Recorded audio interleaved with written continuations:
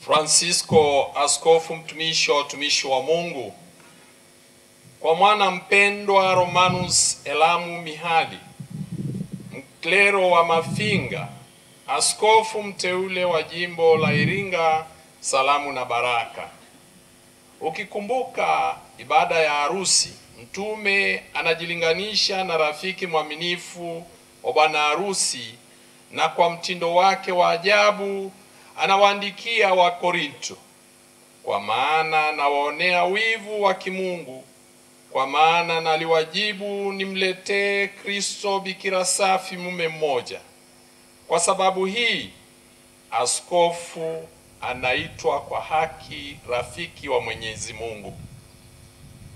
Kwa kuelekezewa na kuburudishwa na mazingatio hayo, sisi tuliowekwa kwa neema ya Mungu mahali pa mwenye heri Petro, sasa tunaelekeza mawazo yetu kwa kundi la Iringa ambalo halina mchungaji wake baada ya Askofu Tarsisius Ngalaleko Mtwa, ambaye kwa moyo na roho ya kibaba aliliongoza kwa hekima jimbo hilo kwa miaka mingi kujiuzulu uongozi wake.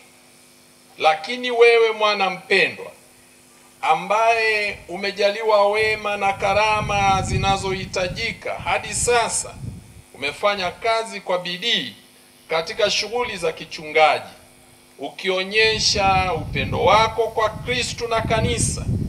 Unaonekana kwetu kuwa mwema kwa kufanya huduma ya kiaskofu.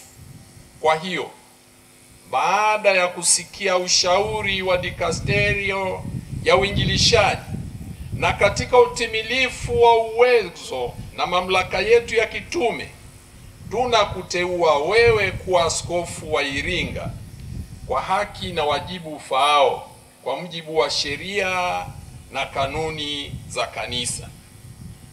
Kabla ya kuwekwa wakfu kwa waskofu ambao unaweza kupokea nje ya jiji la Roma kutoka kwa askofu wa Kikatoliki uliyemchagua, ukizingatia kanuni za kiliturujia na kulingana na kanuni za kikanisa, lazima ukiri imani na kula kiapo cha waaminifu kwetu na kwa waandamizi wetu. Zaidi ya hayo, utawajulisha wakleri na watu wa jumuiya uliokabidhiwa juu ya uteuzi huu, na tunawaomba wakukaribishe kama askofu mpya kwa moyo wa utayari na kukufuata kwa hiari. Hatimaye, mwana mpendwa, tunakusihi kwamba kutoka moyo mtakatifu wa Yesu mwanaye na kwa msaada wa Bikira Maria, waombee daima kondoo waliokabidhiwa kwako na kuwatia moyo wamfuate kwa ujasiri Bwana ambaye ndani yake tu mioyo yetu inakaa.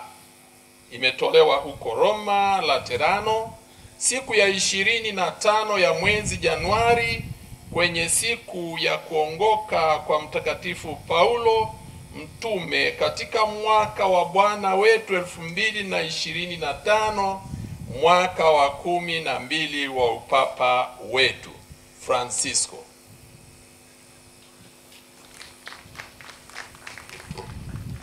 Basi tumshukuru Mungu kwa hati hiyo ya uteuzi iliyosomwa kwa lugha ya kanisa, yani Kilatini, na lugha ya Kiswahili, lugha yetu ya taifa. Tupige makofi na vigeregere.